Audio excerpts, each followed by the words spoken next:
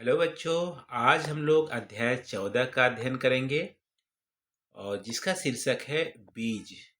बीज देखो, बीज के बारे में इस अध्याय में दिया गया है। बीज से आपने देखा होगा किसान लोग बीज बोते हैं, गेहूं का, धान का, मक्का का बीज बोलते हैं। उससे उपज होती है। बीज हमारा आम का भी होता है और हमारा अमरूद का भी होते हैं, सेब का भी होता है। बहुत सारे बीज होते हैं। बीज से झाड़ी बनते हैं और पेड़ भी बनते हैं। फूल पत्तियां भी बीज से होती है। तो इन सब के बारे में इस अध्याय में बताया गया है। देखो, बीज कहानी का जो शीर्षक है, बीज कहानी के जो लेखक हैं वो हमारे हैं दीपा बलसावर। तो दीपा बलसावर के द्वारा ये जो पाठ है वो रचित है। चलो हम लोग मिलकर पढ़ते हैं। बहुत ही मजेदार ये अध्याय होने वाला है हम सबका। मुझे एक बीज मिला। किसे? इस बालक को एक बीज मिला। मैंने उसको गमले में डाला। मैंने उसे पानी दिया और बहुत सारा धूप कहाँ से बहुत सारी धूप कहाँ से मिला? सूरज से धूप मिला और पानी दिया। क्या यह पेड़ है? इस बालक को दिमाग में आ रहा है कि जो बीज मैंने बोया है, क्या उससे पेड़ ही निकलेगा? क्या यह झाड़ी है? क्या इसमें फूल होंगे?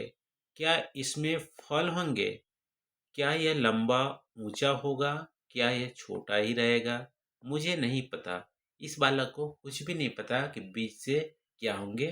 और इस बालक को कोई फर्क क्यों नहीं पड़ता?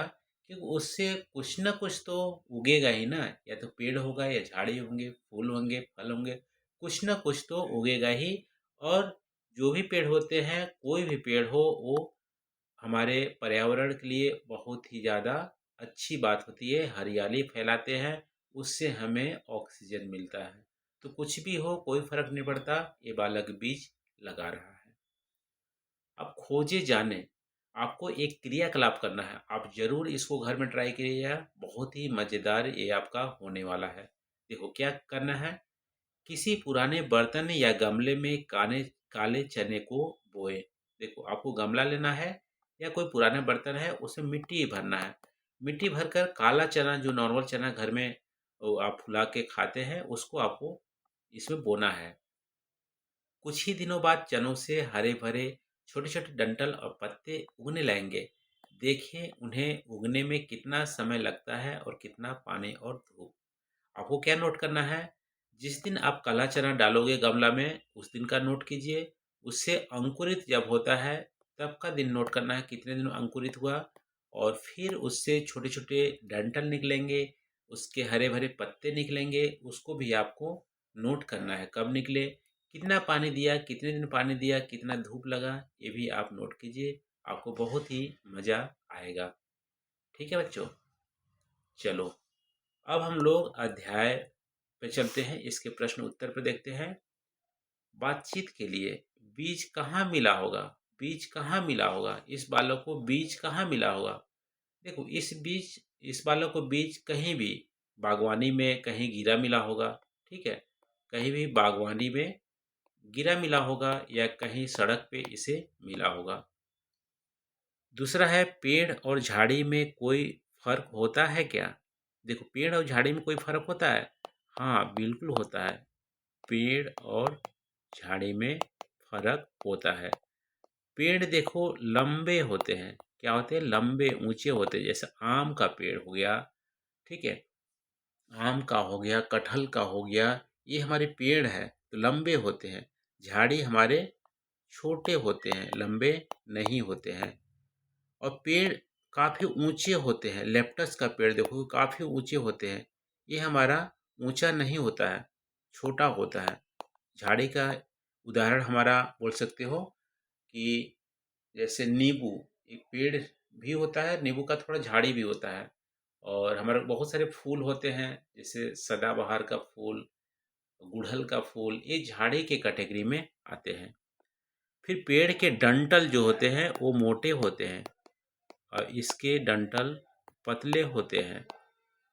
और इसके अलावा पेड़ की उम्र ज़्यादा होती है, ठीक है, लंबे समय तक जिंदा रहते हैं और इसकी उम्र कम होती है। ये सारे हमारा उदाहरण हो गया पेड़ और झाड़ी का। कहानी में क्यों कहा गया है कि कोई फर्क नहीं पड़ता? देखो, इसलिए बोला गया है कोई फर्क नहीं पड़ता क्योंकि झाड़ी हो या पेड़, दोनों ही वातावरण को साफ करेंगे, दोनों ही वातावरण के लिए फायदेमंद है, दोनों ही साफ करेंगे और हरियाली लाएंगे। इसीलिए इस बालक को कोई फर्क नहीं पड़ता कि क्या है वह बीज को लगाया है। क्या आपने कभी बीज बोया है या किसी और को बीज बोते देखा है? जी हाँ, मैंने बीज बोया है। एक्चुअली मैं अपना बताऊं तो मैं किसान का बेटा हूं। तो मेरे पिताजी बहुत सारे मक्का, धान, गेहूं का खेती करते हैं, तो मैंने स्वयं भी खेत में बोया है। यदि आपने नहीं बोया है तो आप बोल सकते हो मेरे दादाजी बोते हैं, मेरे चाचा जी बोते हैं, लेकिन मेरा यहाँ पे मैंने बीज बोया है। किसका बीज बोया है? मक्का का बीज बोया है। आम भी मैंने लगाए हैं, अमरूद भी मैंने लगाए हैं। मेरे पिताजी भी मक्का, धान का बीज बोते हैं। इन सारी चीज़ों को यहाँ पे आप लिख सकते हैं। पांचवा है बीज बोने के लिए क्या चाहिए? यहाँ पे उदाहरण में आपको दे दिया है, बीज बोने के लिए क्या चाहिए?